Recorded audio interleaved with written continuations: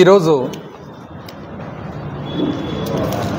కేంద్ర ఆర్థిక శాఖ మంత్రివర్యులు శ్రీమతి నిర్మలా సీతారామన్ గారు 2025-26 సంవత్సరాలకు వార్షిక బడ్జెట్ ప్రవేశపెట్టడం జరిగింది. జనరల్ ఎలక్షన్ తర్వాత 2024-25కు జూలై నెలలో ప్రవేశపెట్టగా ఈ సంవత్సరము ప్రభుత్వము ఏర్పాటు కావడం వలన ఆన్ టైము ఫిబ్రవరిలోనే ప్రవేశపెట్టడం జరిగింది. 2 నెలల పాటు పార్లమెంట్లో సహజంగా బడ్జెట్ మీద డిమాండ్స్ మీద డిబేట్ జరిగిన తర్వాత ఆమోదం అనేది తర్వాత జరుగుతుంది. అయితే ఈ వార్షిక బడ్జెట్ వచ్చేసి 50,65,345 కోట్లు. 50 లక్షలు మొట్టమొదటిసారిగా భారతదేశపు బడ్జెట్ దాటడం జరిగింది. అందులో రెవెన్యూ రసీదులు 34,20,409 కోట్లు ఉండగా, క్యాపిటల్ రిసీట్స్ అంటే సహజంగా ఎక్కువ శాతము ఏదైతే అప్పు చేయడం జరుగుతుందో మార్కెట్ బారోయింగ్స్ 16,44,936 కోట్లు.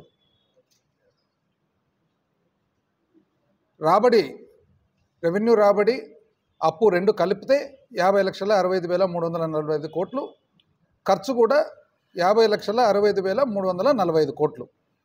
అందులో క్యాపిటల్ ఎక్స్పెండిచర్ అంటే స్థిరాస్తి కోసము 11,21,090 కోట్లు. మరి కొంతవరకు రాష్ట్రాలకు గ్రాంట్ ఇన్ ఎయిడ్ ఏదైతే సహాయం అందుతుందో కేంద్రం నుంచి అది కలుపుకుంటే 15,48,282 కోట్లు. అదే పోయిన సంవత్సరము రివైజ్డ్ ఎస్టిమేట్ సవరించిన అంచనాలు చూసినట్లయితే ఖర్చు వచ్చేసి 47,16,487 కోట్లు. అంటే ఇంచుమించు 3 లక్షల కోట్లు పెరుగుతుంది. అదేవిధంగా రెవెన్యూ రాబడి పోయిన సంవత్సరం 30,87,000 కోట్లు అయితే ఇంచుమించు 4 లక్షల కోట్లు పెరిగినట్లు ఈ సంవత్సరం బడ్జెట్లో.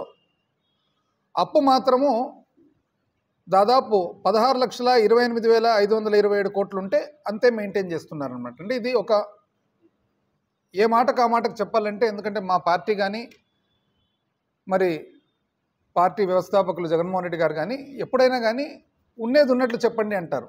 ఎన్నో విషయాల్లో పార్టీలకు అతీతంగా ఏదైతే వాస్తవాలు ఉన్నాయో వాస్తవాలు అదేవిధంగా మాట్లాడండి అంటే, వాస్తవాలు చూసినట్లయితే మాత్రము ఈసారి కేంద్ర బడ్జెట్లో అప్పు అనేది పోయిన సంవత్సరంతో పోల్చినట్లయితే పెద్ద పెరగలేదన్నమాట, ఇంచుమించు అంతే ఉంది. అదొక మంచి పరిణామం.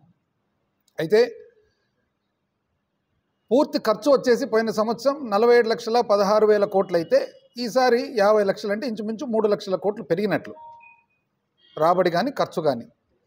మరి స్థిరాస్తి కోసము పోయిన సంవత్సరము 10,18,000 కోట్లు అయితే ఈసారి 11,21,000 కోట్లు అంటే ఇంచుమించు 1 లక్ష కోట్లు స్థిరాస్తి కోసము ఎక్కువ ఖర్చు పెట్టడం జరిగింది. అది కూడా మంచి పరిణామము.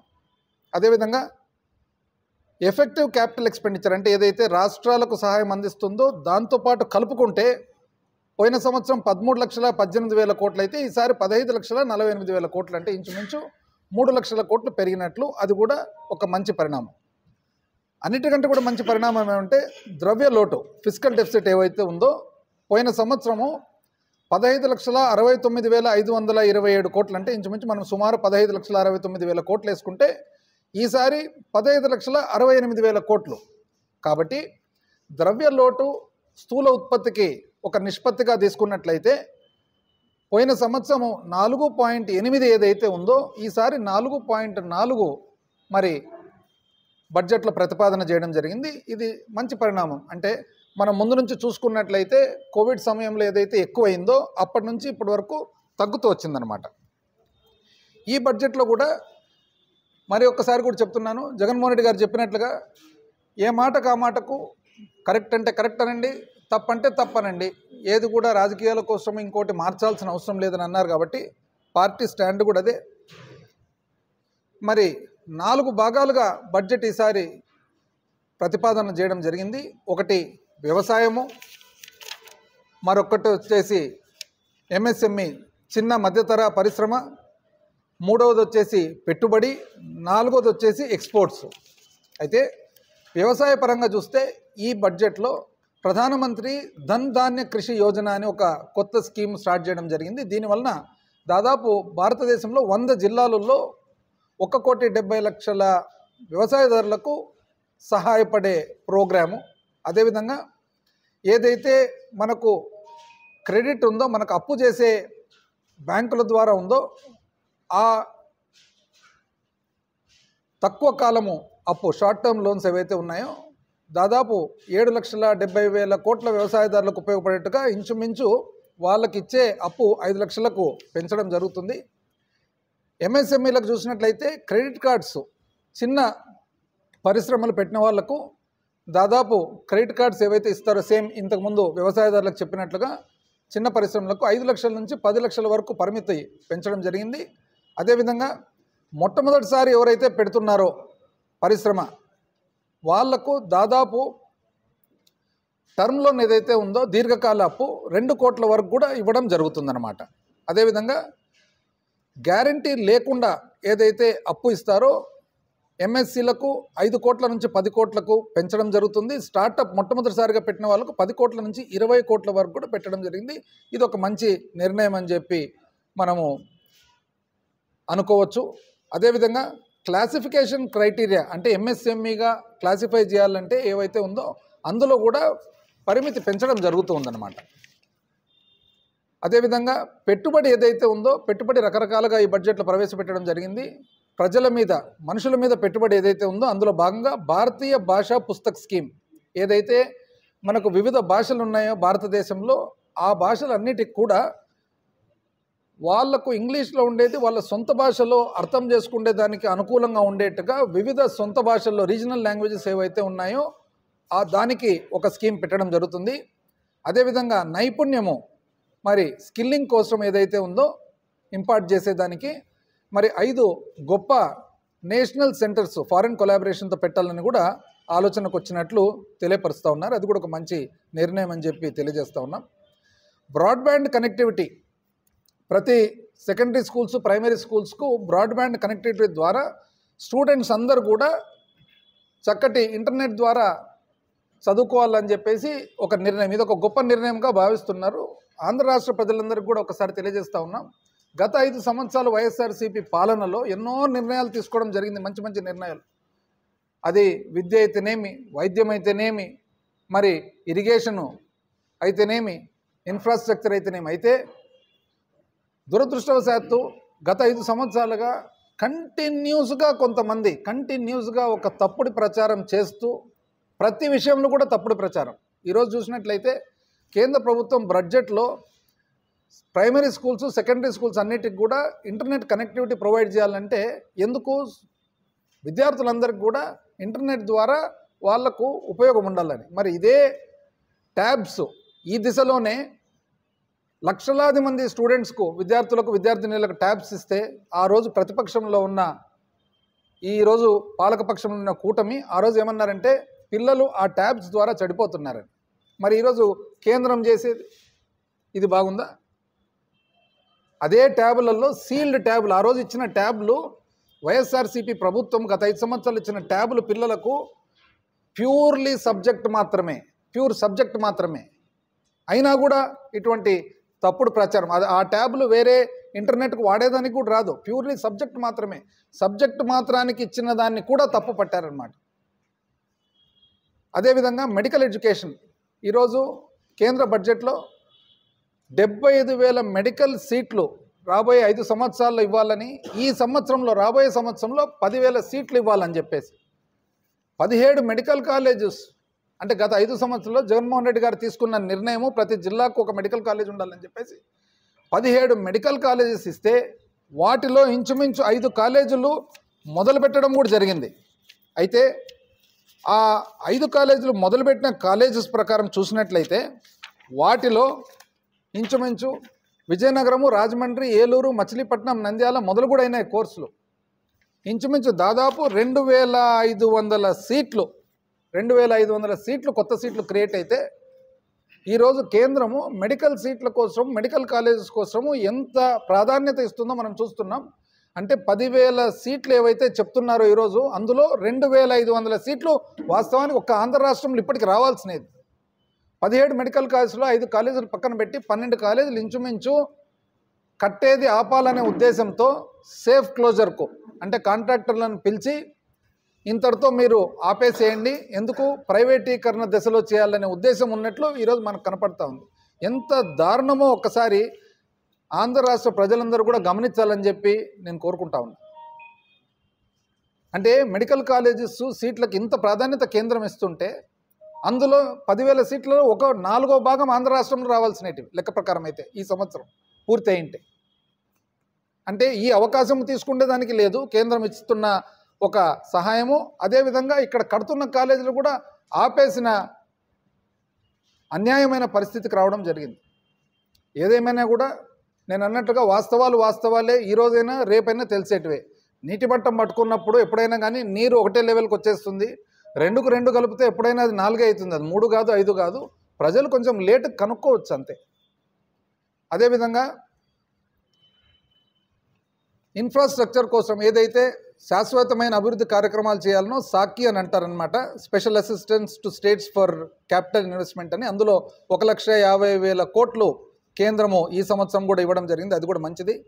ఉడాన్ అని చెప్పి చిన్న చిన్న ఊర్లకు ఏదైతే ఏరోప్లేను సౌకర్యం కల్పించాలనో రాబోయే 10 సంవత్సరాల్లో ఇంచుమించు 120 కొత్త ప్రదేశాలకు ఊర్లకు ఇవ్వాలని చెప్పి ప్రతిపాదన, అది కూడా మంచిది. జ్ఞాన్ భారత మిషన్ అనేది కూడా చాలా మంచిది. ఇది ఎందుకంటే మనకు చాలా మన పాత వెరీ ఏన్షియంట్ హిస్టరీ చరిత్ర ఉంది కాబట్టి ఎప్పటి నుంచో వచ్చిన రికార్డ్స్ అన్నీ కూడా డిజిటైజ్ చేసేదానికి కేంద్ర ప్రభుత్వం పూనుకుంది. ఇది కూడా ఒక మంచి ఆలోచన అని చెప్పి తెలియజేస్తూ ఉన్నాం. అదేవిధంగా ఎక్స్పోర్ట్స్ విషయానికి వస్తే భారత్ ట్రేడ్ నెట్ అని పెట్టేసి, BTN అని పెట్టేసి ఎవరైతే ఎగుమతి చేయాలని వ్యాపారస్తులు ఉన్నారో వాళ్ళకు అన్ని రకాల విషయాలు తెలిసేదానికి మరి ప్రతిపాదన కేంద్రం చేయడం జరిగింది బడ్జెట్ ద్వారా. మరి ఏదైతే పన్ను ప్రపోజల్స్ ఉన్నాయో పన్నులో ఒక ముఖ్యమైన విషయము, దాదాపు లైఫ్ సేవింగ్ డ్రగ్స్ ఏవైతే ఉన్నాయో, అంటే మనకు జీవితానికి ఏదైతే హాని విపరీతంగా కలిగించే దాని నుంచి బయట వేసేదానికి 36 లైఫ్ సేవింగ్ డ్రగ్స్కు ఎగ్జంప్షన్, అంటే పన్నే లేకుండా చేయడము జరుగుతుంది. అదేవిధంగా 6 అటువంటి మెడిసిన్స్కు పన్ను తగ్గడం కూడా 5%కు జరుగుతుంది. మరి డైరెక్ట్ ట్యాక్స్ ప్రపోజల్స్ ఏవైతే ఉన్నాయో ముఖ్యంగా మిడిల్ క్లాస్ వారికి మాత్రము ఎంతో మంచి జరిగేట్టుగా ఈరోజు కేంద్రం నిర్ణయం తీసుకోవడం జరిగింది. ఇన్కమ్ ట్యాక్స్ విషయానికి వస్తే ఇది చాలామందికి, ముఖ్యంగా మధ్యతరగతి వాళ్ళకి చాలా ముఖ్యమైనది. ఇది ఈరోజు ఈ బడ్జెట్లో చెప్పాలంటే ఇది అతి ముఖ్యమైన అంశం అని చెప్పి మనం అనుకోవచ్చు. భారతదేశంలో ఇంతకుముందు ఏదైతే 2024-25 ఉన్నిందో అప్పుడు 3 లక్షల ఆదాయం వరకు ఇన్కమ్ ట్యాక్స్ లేదు, వ్యక్తిగత పన్ను లేదు. 3 లక్షల నుంచి 7 లక్షల వరకు 5%, 7 లక్షల నుంచి 10 లక్షల వరకు 10%, 10 లక్షల నుంచి 12 లక్షల వరకు 15%, 12 లక్షల నుంచి 15 లక్షల వరకు 20%, 15 లక్షలు దాటితే 30% ఉండేది. అటువంటిది ఇప్పుడు మార్పు తెచ్చి 4 లక్షల వరకు ఎటువంటి ఇన్కమ్ ట్యాక్స్ లేదు, 4 లక్షల నుంచి 8 లక్షల వరకు 5%, 8 లక్షల నుంచి 12 లక్షల వరకు 10%, 12 లక్షల నుంచి 16 లక్షల వరకు 15%, 16 నుంచి 20 లక్షలు 20%, 20 నుంచి 24 లక్షలు 20%, 24 లక్షలు దాటితే 30%. అంటే ఇంతకుముందు 15 లక్షలు దాటితే హయ్యెస్ట్ స్లాబ్ 30% ఉండేది. ఇప్పుడు 15 నుంచి 24 లక్షల వరకు కూడా 30% స్లాబ్లో పడరు. అయితే 12 లక్షల వరకు, అంటే 4 లక్షల వరకు పన్నే లేదు, 4 నుంచి 8 లక్షల వరకు 5% ఏదైతే ఉందో, 8 నుంచి 12 వరకు 10% ఉందో, ఆ 10% కానీ 5% కానీ రిబేట్ రూపంలో ఇచ్చి, రిబేట్ ద్వారా 12 లక్షల వరకు కూడా మధ్యతరగతి వాళ్లకు ఇన్కమ్ ట్యాక్స్ అనేది విధించరని చెప్పేసి ఈరోజు ఈ బడ్జెట్లో అతి ముఖ్యమైన అంశం ఇదని చెప్పి మనం అనుకోవచ్చు అనమాట. ఇది కూడా ఖచ్చితంగా వైఎస్ఆర్సీపీ మిడిల్ క్లాస్ మధ్యతరగతి వాళ్ళ తరఫున ఇది హర్షిస్తూ ఉన్నాము. మరి మా సంతోషాన్ని కూడా వ్యక్తం చేస్తూ ఉన్నాము. అదేవిధంగా ఈ బడ్జెట్ ద్వారా మనం చూసినట్లయితే ఏదైతే క్యాపెక్స్ ఉందో, అంటే శాశ్వతమైన నిర్మాణము, శాశ్వతమైన పనులు ఉన్నాయో, పోయిన సంవత్సరము 11 లక్షల కోట్లు వాస్తవానికి కేటాయించగా యాక్చువల్గా చేసినది 10 లక్షల కోట్లే. ఇంచుమించు 1,00,000 కోట్లు మరి ఎన్నో కారణాల వలన ఖర్చు పెట్టలేదు. ఈసారి అట్లా లేకుండా ఏదైతే శాశ్వతమైన నిర్మాణం పనులు ఉంటాయో అవి ఖచ్చితంగా బడ్జెట్ కేటాయింపులంతా జరుగుతుందని చెప్పి ఆశిస్తూ ఉన్నాము. అదేవిధంగా ఇన్సూరెన్సు సెక్టర్లో ఏదైతే మామూలుగా మనకు ప్రతి ఒక్కరు కూడా భారతదేశంలో ఇప్పటికి కూడా వేరే దేశాలతో కంపేర్ చేస్తే పోలిస్తే ఇన్సూరెన్స్ అనేది ఇంకా అందరూ సబ్స్క్రైబర్స్ కాదు. కానీ ఇక మీదట ఇన్సూరెన్స్ అనేది ప్రతి ఒక్కరికి కూడా చెందాలనంటే మనకు ఫారిన్ పెట్టుబడి రావాలి. కాబట్టి 74% నుంచి 100% పర్మిట్ చేయడం జరుగుతుంది.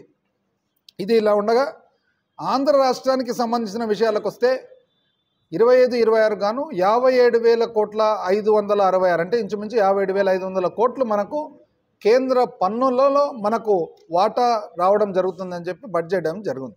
అయితే ఇందులో మాత్రము ఒక 2-3 చాలా ఇబ్బందికరమైన విషయాలు ఉన్నాయి. ఇది ముఖ్యంగా ఆంధ్ర రాష్ట్రానికి సంబంధించినది. ఈరోజు మన ముఖ్యమంత్రి చంద్రబాబు నాయుడు గారు ట్వీట్ చేశారనమాట. I extend my heartfelt congratulations to the union government and honourable finance minister for presenting a pro people budget. అంత బాగుంది. This budget reflects the vision for Viksit Bharat. అది బాగుంది. It prioritises welfare of women and poor, youth and farmers. బాగుంది. While also identifying 6 key sectors. బాగుంది. అంతా బాగుంది. కానీ అయ్యా, మీరు మీ సపోర్టుతో కేంద్ర ప్రభుత్వం ఉంది, ఆంధ్ర రాష్ట్రానికి ఏమొచ్చిందనేది వచ్చినది మీరు చెప్పడం లేదు, రానిది మీరు ఎక్కడ కూడా బాధ వ్యక్తం చేయడం లేదు. ఒక్కసారి మీకు 16 సీట్లు ఉన్నాయి కదా లోక్సభలో, బీహార్కు 12 సీట్లు కదా ఉండేది లోక్సభలో జేడీయూకు. బీహార్కి ఏమేమి వచ్చిందనేది ఒక్కసారి చూద్దాం. ఈరోజు చూసినట్లయితే కంప్లీట్గా ఏదైతే బడ్జెట్లో ఉందో ప్రత్యేకంగా బీహార్ కోసం చూసినట్లయితే ఎస్టాబ్లిష్మెంట్ ఆఫ్ మకనా బోర్డు, ఒక బోర్డు మకనా బోర్డు ఎస్టాబ్లిష్మెంట్. అదేవిధంగా national institute of food technology, ఒక నేషనల్ ఇన్స్టిట్యూట్, మొత్తం భారతదేశానికంత సంబంధించిన ప్రత్యేకమైన ఓన్లీ ఫుడ్ టెక్నాలజీ ఇన్స్టిట్యూట్ బీహార్కు. అదేవిధంగా గ్రీన్ఫీల్డ్ ఎయిర్పోర్ట్లు, అంటే కొత్త ఎయిర్పోర్ట్లు, పాత పట్నా ఎయిర్పోర్ట్ను పెద్దగా చేయడం, ఇంకొక ఎయిర్పోర్ట్ను బ్రౌన్ ఫీల్డ్ అంటే ఉన్న చిన్న ఎయిర్పోర్ట్ను మళ్ళా పెద్ద ఎయిర్పోర్ట్ చేయడం. అదేవిధంగా కోషి కెనాల్ అంటే అక్కడ ఉన్న ఏదైతే బీహార్లో మిథిలాంచల్ ప్రాంతం ఉందో మిథిలాంచల్ ప్రాంతానికి సంబంధించిన ఒక కెనాలు. అదేవిధంగా ఐఐటి పట్నాను అభివృద్ధి చేయడం. ఇంతటితో కాదండి, పోయిన సంవత్సరం కూడా మీరు సపోర్ట్ చేశారు కదా.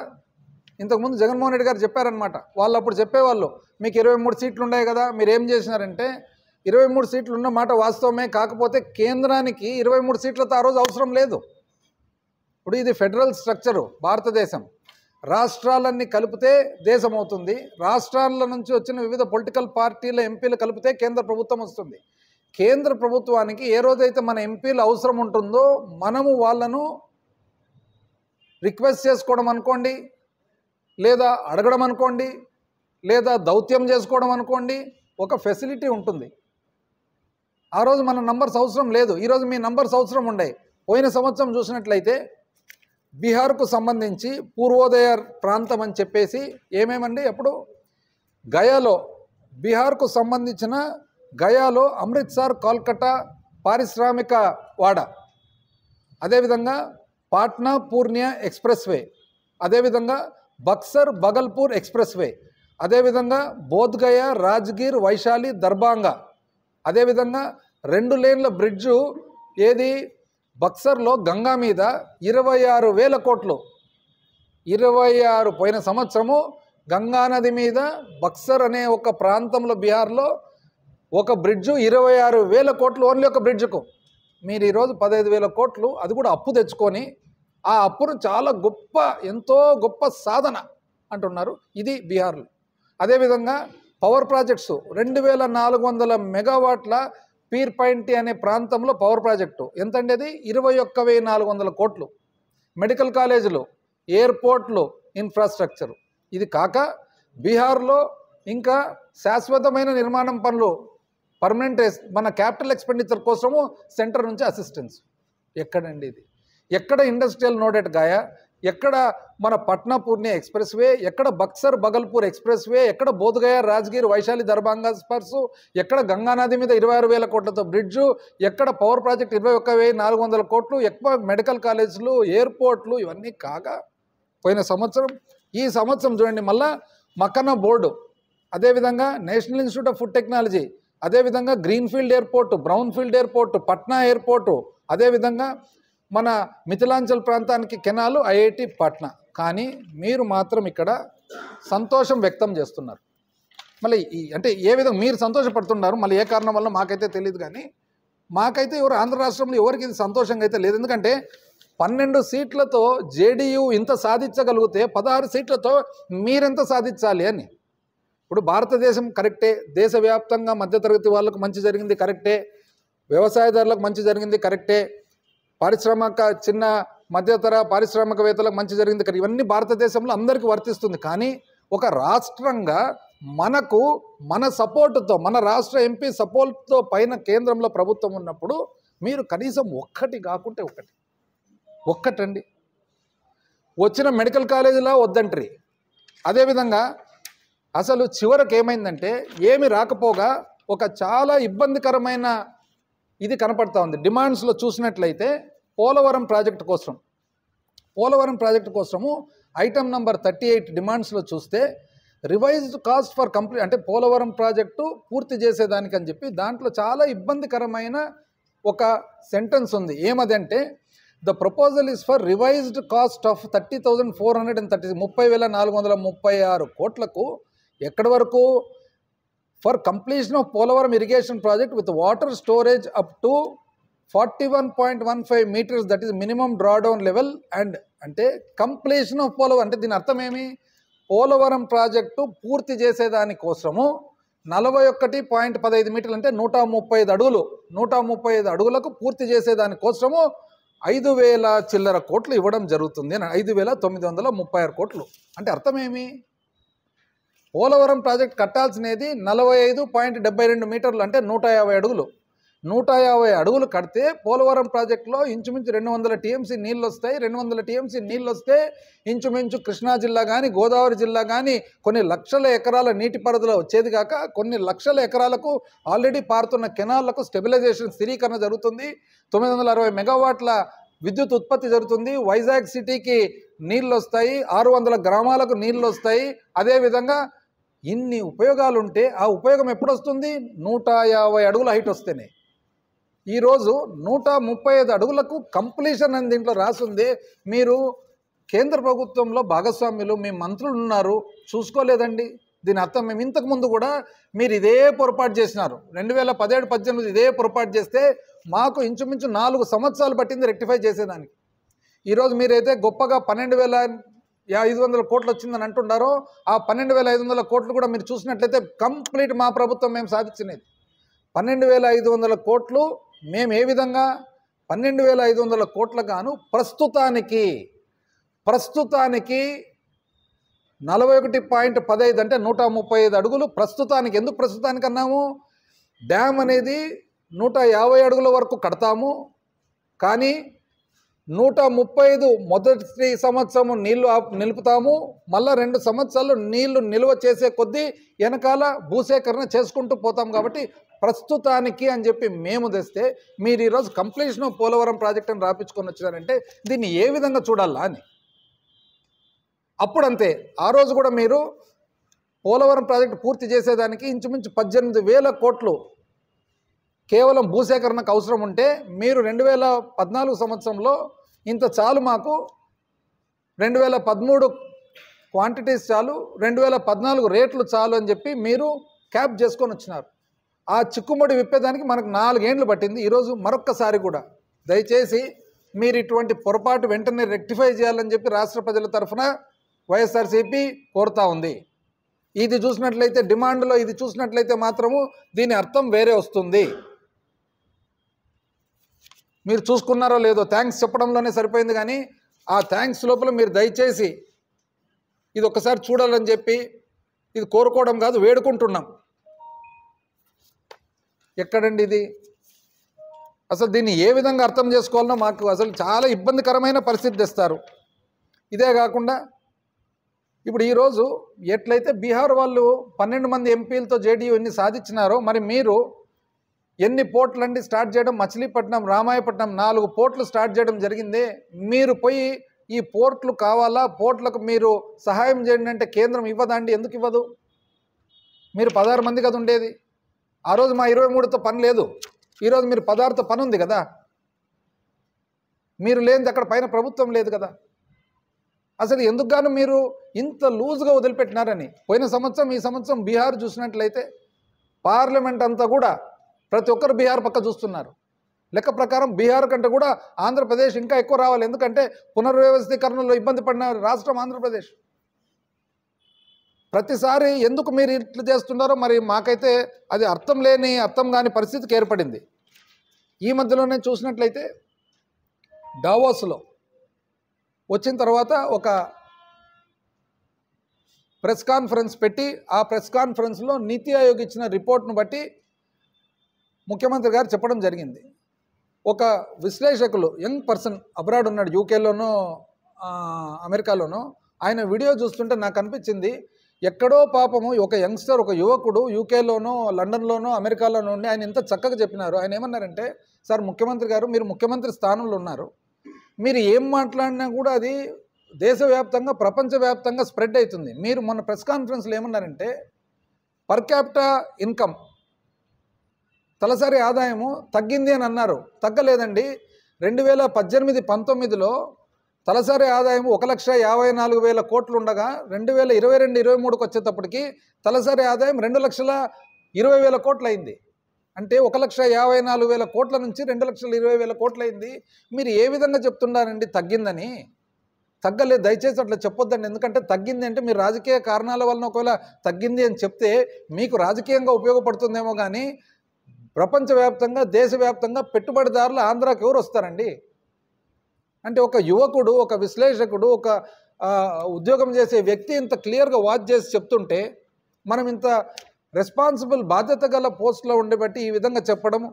అసలు ఇంతకుముందు నీతి ఆయోగ్ రిపోర్టు దాన్ని బట్టి చూసినట్లయితే చాలా సింపుల్గా అంటే మామూలు ఎవరైనా కానీ లెక్కచారం ఎట్లా చేస్తారండి?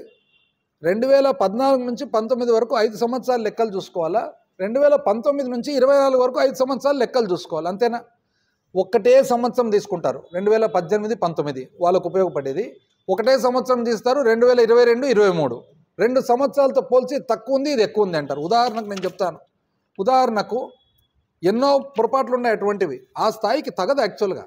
ఉదాహరణకు ఏమంటారంటే క్యాపిటల్ ఎక్స్పెండిచర్, శాశ్వతమైన అభివృద్ధి కార్యక్రమాలకు ఒక సంవత్సరంలో ఒక సోషల్ సర్వీస్ సెక్టర్లో ఒక సంవత్సరంలో తక్కువ అయింది అని చెప్పి చూపిస్తారనమాట.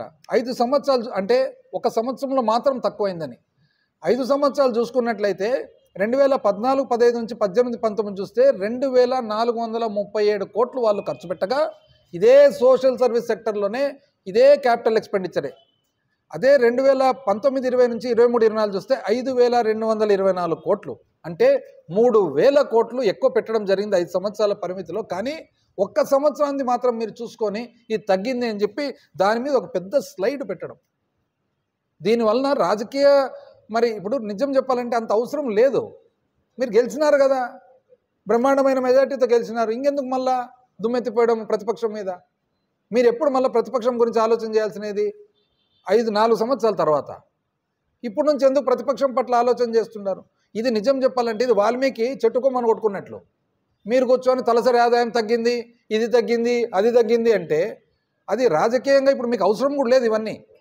మీ రాజకీయ ఉపయోగాల సంగతి దేవుడికి కానీ పెట్టుబడిదారులు కానీ ఇంకోరు కానీ వచ్చేటప్పుడు ఆంధ్ర రాష్ట్రానికి ఇబ్బంది జరుగుతుంది. కాబట్టి ఈ 2 విషయాల్లో కూడా మేము విన్నవించుకుంటున్నాం. దయచేసి ఇప్పుడు రాజకీయాలకు టైం కాదండి, ఇప్పుడు ఓన్లీ అభివృద్ధి చూడండి.